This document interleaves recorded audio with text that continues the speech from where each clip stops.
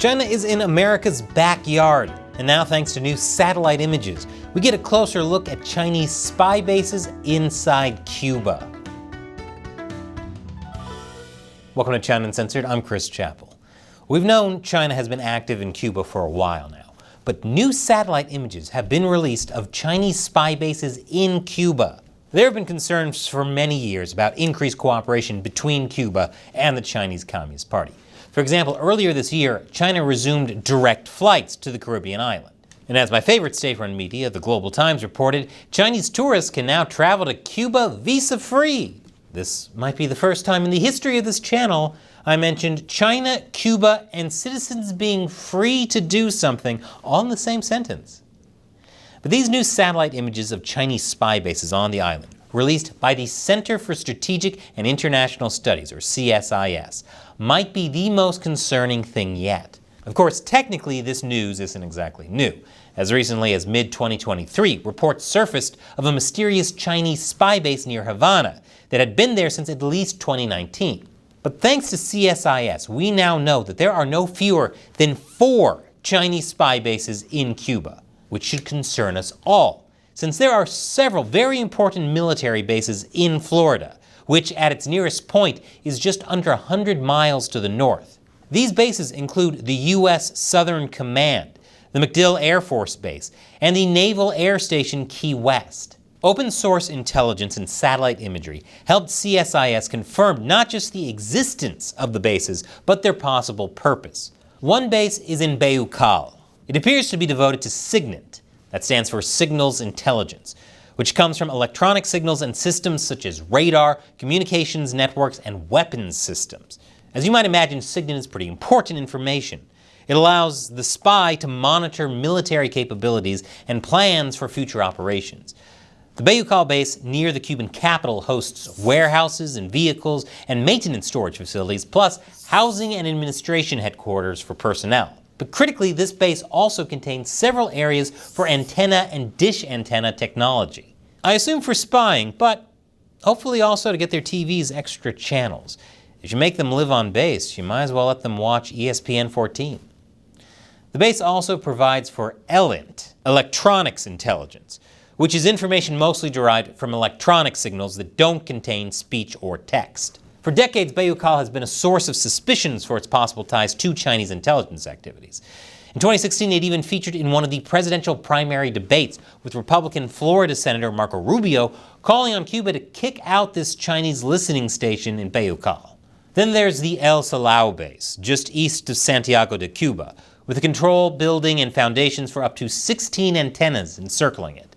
In addition, it also has 3 concentric circles around it, which could house up to 3 rings of future installations for antennas and reflectors. Access to this base would give China a highly strategic vantage point near Naval Station Guantanamo Bay, a key regional U.S. military base, which would provide them with the absolutely vital information of seeing where the United States accused terrorists go to languish for eternity.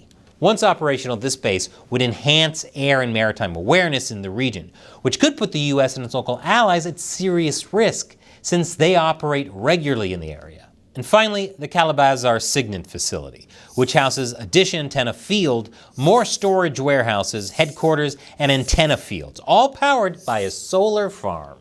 Did China finally commit to clean and green energy? I guess even they're afraid of Greta Thunberg.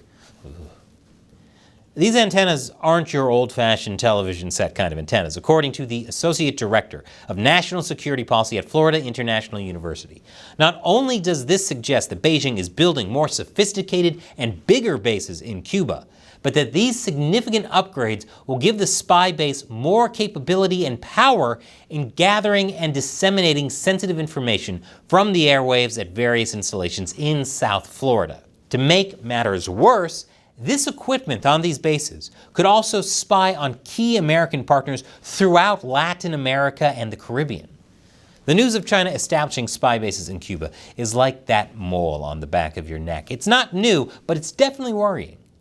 Republican Florida Representative Carlos Jimenez was especially vocal about the situation, since his district alone houses the Key West Naval Air Station and Homestead Air Force Base, while being very close to the U.S. Southern Command headquarters. These are all not very far from Cuba or the CCP bases housed there.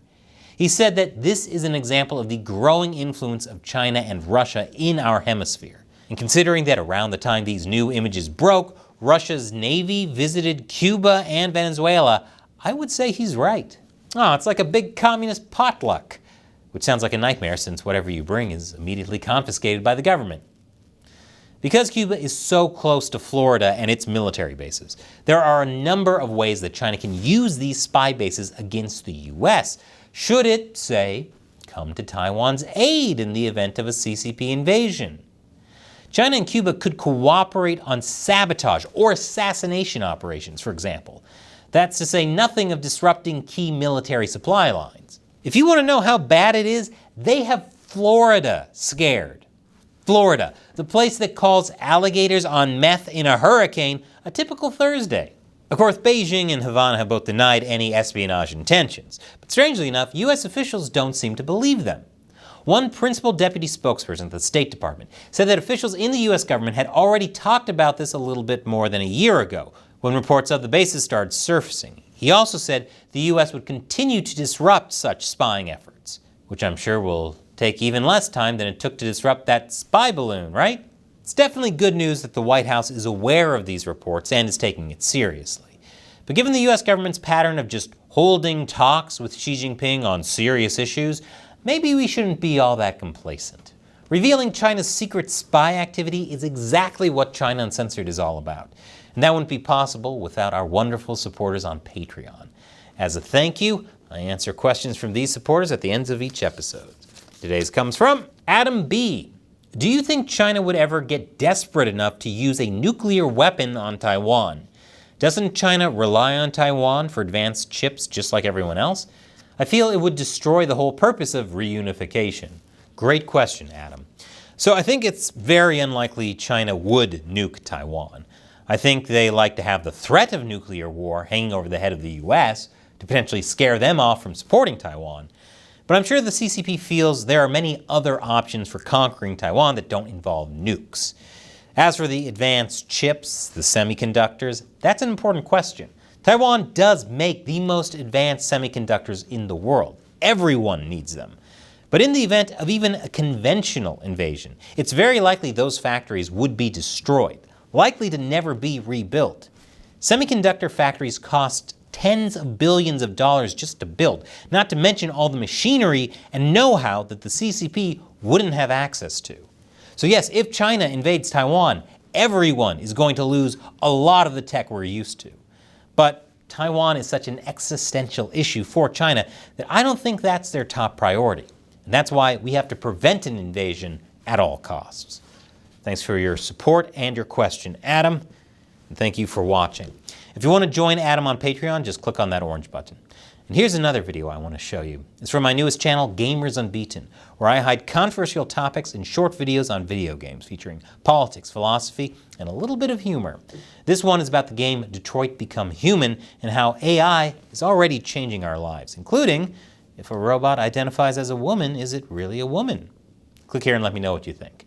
Once again, I'm Chris Chappell. See you next time.